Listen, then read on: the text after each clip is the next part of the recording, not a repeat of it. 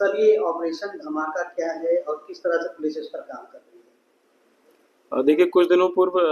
थाना शंकरगढ़ क्षेत्र में एक कार के ऊपर बम फेंकने की घटना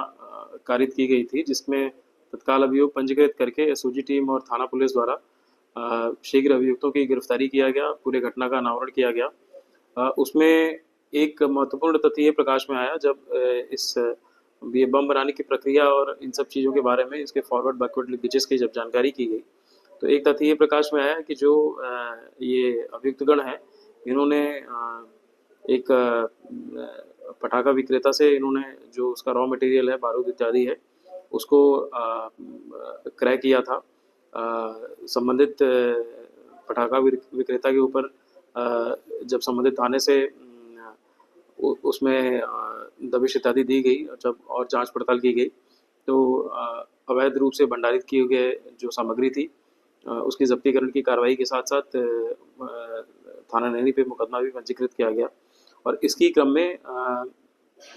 एक ये ऑपरेशन, एक अभियान स्टार्ट कराया गया, जिसमें कि जितने भी ऐसे इस तरीके के रॉ मटेरियल को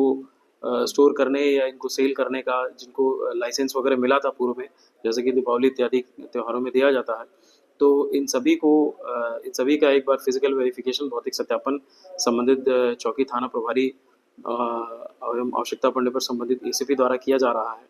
तो इस प्रकार के करीब कुल 130 लोग यमुनानगर जोन में हैं, जिनके सत्यापन की प्रक्रिया एक अभियान के तौर पे कराई जा रही है कि कहीं अन्य कोई व्यक्ति इस तरह की किसी अवैध गतिविधि में संलिप्त तो नहीं है, और यदि कोई इसमें ऐसा संलिप्त पाया जाता है तो उसके विरुद्ध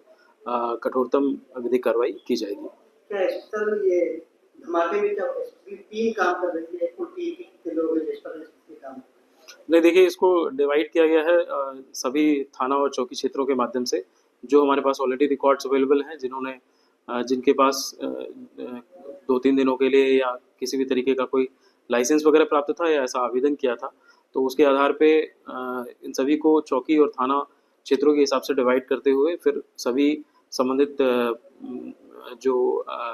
अधिकारी कर्मचारीगण हैं, उनको उनके लिए टीम बना करके उनके द्वारा ये पूरे सत्यापन की प्रक्रिया की जा रही है। सर इसके पीछे क्या मोटिव और क्या लाभ होगा इससे? देखिए जैसा कि मैंने बताया कि जैसे एक वो घटना इस तरीके से लिंक हुई, तो उम्मीद करते हैं कि इस तरीके की भौतिक सत्यापन से यदि कोई व्यक्ति इस तरह की अवैध गतिविधि में संलिप्त होगा, तो उसके खिलाफ हम लोग कड़ी से कड़ी कार्रवाई कर सकें, और दूसरा कि कोई भी इस तरीके का अपराध कारित करने का विचार ना करे। जिनका भी फिजिकल वेरिफिकेशन होगा, कम से कम उनके माध्यम से और सभी लोगों में ये क्लियर संदेश रहे कि अवैध रूप से इसका भंडारण, कोई भी जो पटाखे या बारूद इत्यादि हैं, अवैध रूप से इसका भंडारण और क्रय विक्रय वो कदापि ना करने का सोचें। ये कहा जा सकता है कि बमबाजी घटनाओं पर इससे लगाम लगाया जा सकता है। देखिए ये पर्पज़ यही है कि इसका जो रूट कॉज है, ये जो बम बनाने की प्रक्रिया हुई, तो इसमें जो कम से कम एक जो इसके रॉ मटेरियल की जो सप्लाई का माध्यम है, उसको पूर्णतया जो है रोक दिया जाएगा।